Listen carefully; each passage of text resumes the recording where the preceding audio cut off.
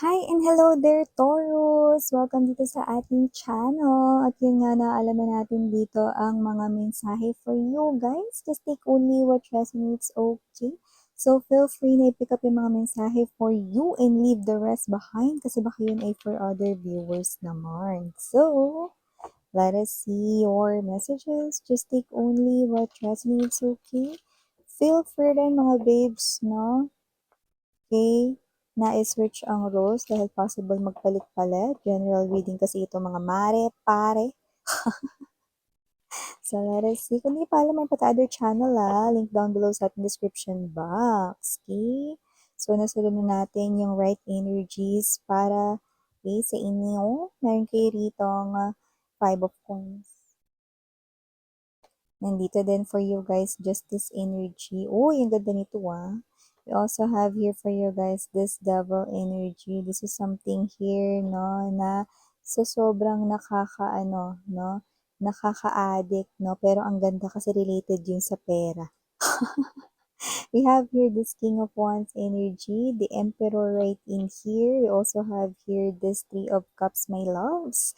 Bottom of the deck, we have the Hierophant dito. Nandito rin the Star. Wow! Seven of Cups.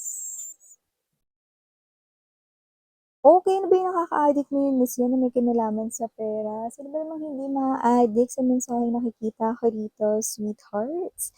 Mukhang ito na yung energy na hindi ka magkakamayaw alin dito ang uunahin mo because may mga opportunities na pagkakaperahan dito na legit at nanganganak talaga rito, no, ang salapi at pera. Wow! So whatever the case may be, kahit summer hot na hot, uulan ng pera sa'yo, Taurus. Yes! Nakikita ko dito ni ito ay ang good karma, no, na matatanggap mo. So, yung mga ano dyan Taurian people natin, no, na nakaka-experience ng lack of finances, shortage of finances, huwag mag-alala, no, mahihilo kayo sa kaliwat kanan, harap at likod ng mga opportunities dito pagdating sa pera mo. Yes, maaaring dumaan yan sa maraming paraan. Pwedeng sa trabaho, katrabaho, pwede rin naman sa negosyo, sideline, rocket, yan. Okay, so just take only what resonates. Okay, kung paano, hindi mo na problema yun ang isipin mo, paano ka rito hindi mahihilo dahil madami to be. Pwede ba naman rito kunin lahat yan pero one at a time lang kasi nakikita ko rito na hindi kaya ng katawang lupa mo. Pero pwede yan, no, na isa-isa mo ditong i-grab. Yes, perfect talaga ito dahil nakikita ko dito na money, money, money, money's coming. Yes, coming kay Taurus. Oh, we have here this King of Wands right in here and the Emperor. I'm seeing right in here, no, a person, no, na maaaring makilala mo rito sa labas or kapag lumabas ka, no. So, pag nasa loob ako ng bahay, Miss Yan, hindi ko yan makikilala. Sa labas, no, pag lumabas ka rito, nakita ko rito, no, na, okay, yung labas na ito, pwede naman kahit anong situation ito, pero nakikita ko, lalabas ka kasama ang isang friend. I don't know, maybe sasamahan mo siya because gagawa kayo ng running errands, no, tutulungan mo siya rito, no, napipilitan ka man o hindi makipagkita sa friends mo or sa katrabaho mo kasi may ibabalik siyang USB or may tanong siya dito about his or her work, no? Or about a task or ano man yan, no? Basta yung lalabas ka rito, napilitan ka man o hindi, dyan mo mamimit itong tao na to, no? Maaaring ipakilala yan sa'yo ng friend mo or ng katrabaho mo rito ng direkta, pero may chance rin na malaki na posibleng sa araw na yan ay parang ano lang, pwedeng small chit-chat lang yung mangyari sa inyo. Like, hindi yan ipapakilala na kung sino man yung kaibigan o katrabaho na kikitain mo, no, sa araw na yan. Like, let's say, sa pagmamadali mo, nabangga mo siya, ay, sorry, hindi, okay lang. Ay, natapunan kita ng ano, yan, no. Kontakin mo ako dito, para ano kita ng laundry. Mga ganon. Mare. So, whatever the case may be, yan, yung nakikita natin dito. Yan, umpisa na yan ng lahat. Yung small chit-chat na yan, dyan magsisimula ang lahat, no? Alam mo, nakakaloka, marami-rami, yung dun sa small chit-chat na yon, meron na talaga ritong pagbibigay ng social media or ng number. Yan oh, ang bilis ng pangyayari rito ah. Medyo nakakahilo ah, pero ang ganda ng energy kung sino man yon. Plakado. Kasi nakikita ko na nagtataglay siya ng energy ng faithful yung tao na yon, no? At sa kabila ng kanyang pagiging simple manamit, meron siya ritong magandang trabaho. Ayan, oh. Pag sinabi natin magandang trabaho, pwede mataas ang kanyang posisyon or may ipon siya. Ayan. In other words, hindi ka maghihirap. Yan, oh. Hindi ka maghihirap sa feeling niya. Oy, sa iba pang mga mensahe dito, Taurus, nakita rin ako dito ng energy na maaaring meron dito someone sa paligid mo na maaaring manamantala ng pagiging mabait mo.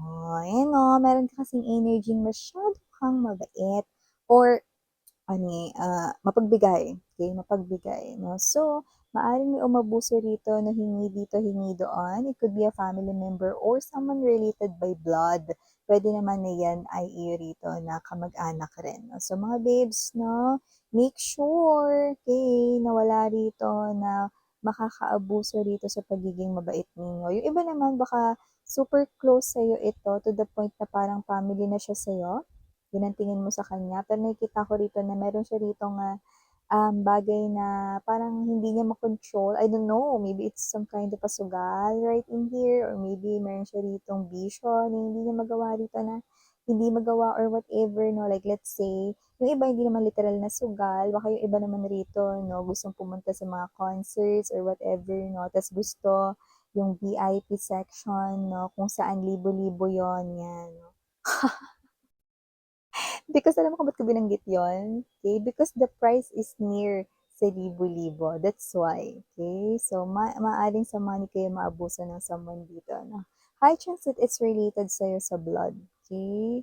So, whatever the case may be, hindi naman sa pagdadamot, pero kailangan nyo kasi, no? Total, yan naman yung may kinalaman sa mga bagay na wants at kagustuhan. Masarap na makuha yung mga bagay na gusto pag ikaw mismo yung naghirap para sa pambili nun, 'di ba? Hindi yung hingi-hingi lang, kailangan na, 'di ba?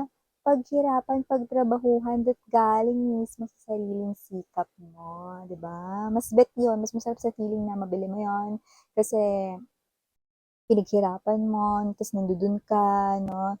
Um, dahil sa efforts mo, mga ganon. Okay? So, whatever the case may be, may mga nakikita ko rito na magiging matunog ang pangalan mo. Maaaring may mangyari rito kung saan maipakita mo. Hindi naman ito as in worldwide, pero maaaring makita ng mga katrabaho mo or sa inyo ritong company, no, yung klase ng unique skills na ikaw lang yung may kaya nun, no? Or may kakayanan. So, whatever the case may be, possible na ito ay may kinalaman rito sa pwedeng shortcut na alam mo to gawin ganito ganyan or maybe it has something to do with not related sa work pero dun mo ito mapapakita no sa work something to do with the people related sa inyo, sa profession ninyo, occupation ninyo, or pinagkakakitaan ninyo. No? Baka mga staffs mo ito sa negosyo mo, or maybe business partner sa negosyo mo. No? Just, just take what resonates here, but maybe you are a business owner and baka ito yung mga customers mo, clients mo, no?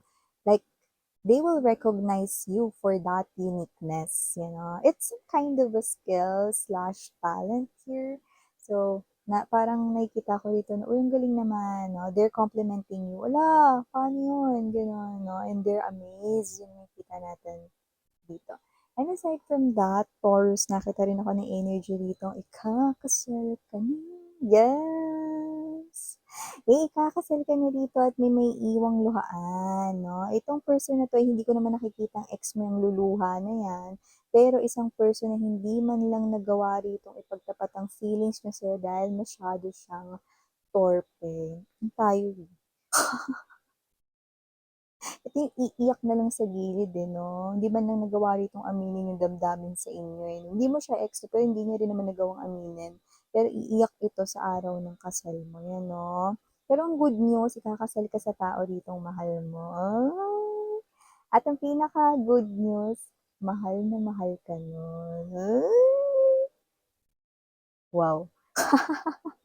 Kaya naman, It's a major call for celebration. Kita natin dito yan. Pero yun nga, dito sa celebration na ito, meron ko nakikita mga plastic.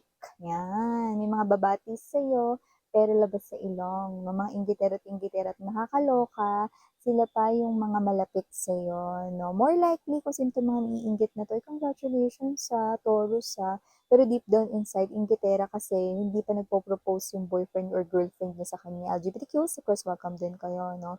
Nauna ka pang ikasal dito, mare or pare. Yan, no? May ganong klase ng energy. So, inggit galore kung sino man itong energy na, mga energies na ito. Ayan, no? Yung iba rito, no? Labas sa ilong yung pagbate. Nakakaloka yung labas sa ilong yung bate. So, maliban din dyan nakita ko rin dito mga babes, no, na maaaring meron ditong energy kung saan maaaring pag-agawan ka. Yan, no, pero hindi to sa love, okay, para malinaw. Maaaring pag-agawan ka dito, no, ng, yeah, more likely, no, it's a work-related thing or money-related thing. Kasi meron ditong something about you, okay? Meron kang qualities, meron kang behavior, okay? Pagdating sa work na maybe you're someone who's detailed focus, yan, no? Focus sa mga details, even sa mga small details, napapansin mo yon.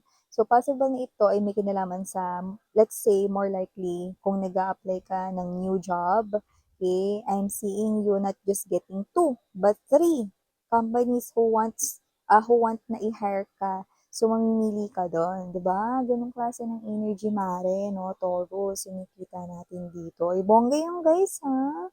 Kaya naman, no, just take only what resonates, okay? So, may ganun tayo rito nakikita. And last but not least, message for my lovely Taurians. Nakita ko rito na may change rito, no?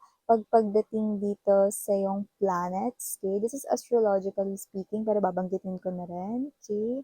So, sa mga darating rito, no, na 3 buwan, maaari ritong may pagbabagong mangyari, no, sa iyong katawan. Pero huwag mag-alala dahil yan ay hindi dapat ikabahala. Wala yung illness involved, wala yung kahit na ano. Maybe you find yourself na parang gusto mo na umiwas sa mga stress, yan, no?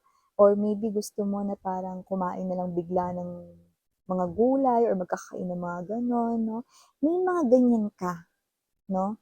Na mga gagawin na more likely na all about yourself, okay? Bakit yan nangyayari? Kasi isa yung klase ng paghahanda dahil pagtapos ng sinasabi kong 3 buwan, merong new chapter na papasok at darating sa buhay mo na parang lahat ng mga pinagagagawa mo sa loob ng 3 buwan na yun na hindi mo maintindihan, dun mo maia-apply. Yan. It's a new journey ba, Miss Yan? It's a new journey and you will be so excited about it. Yan, hindi pa nakikita yun ngayon, pero makikita mo yan. Okay, unti-unti.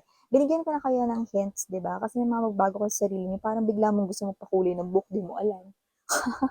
O bigla mong gusto magpagupit, di mo alam, mga ganyan. No? Just, okay, wag niyo yung pigilan. Go ahead, no? Do that. Okay? It's part of the new chapter that I'm talking about after 3 months. Okay? So, these are all the messages we've got right here for you, my lovely Torians. Again, I'm your Yana Ani, Sarang Love and Light. Annyeong.